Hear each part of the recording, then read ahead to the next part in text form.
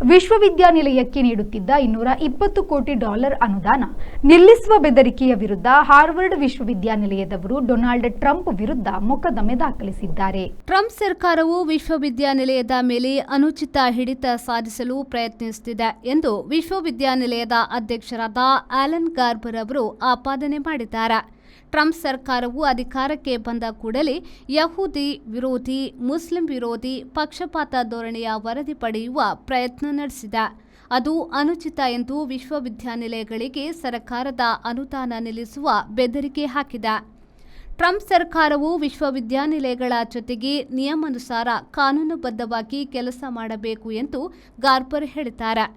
ವಿಶ್ವವಿದ್ಯಾನಿಲಯಗಳ ಬೋಧನೆಯ ವಿಚಾರದಲ್ಲಿ ಸರ್ಕಾರ ಹಸ್ತಕ್ಷೇಪ ಮಾಡುವಂತಿಲ್ಲ.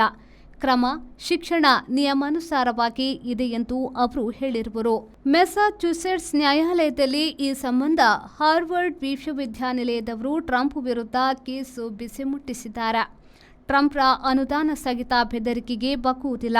ಅಲ್ಲದೆ ಆರೋಗ್ಯ ಸಂಶೋಧನೆಗಾಗಿ ನೀಡುವ ವಿಶೇಷ ನಿಧಿಯನ್ನು ನಿಲ್ಲಿಸುವುದಾಗಿ ಟ್ರಂಪ್ ಬೆದರಿಕೆ ಹಾಕಿದ್ರು. ಅದನ್ನು ವಿಶ್ವವಿದ್ಯಾನಿಲಯಗಳವರು ಎದುರಿಸುವ ಒಗ್ಗಟ್ಟು ಪ್ರದರ್ಶಿಸಿದ್ದಾರೆ. Digital Planet, one-stop store for all your IT, mobile and laptop, desktop, all-in-one PC, application software, accessories, mobile and accessories. You name it and we have it. We offer in-house sales and service for all your computer needs. Digital Planet, we offer the best rate on mobiles.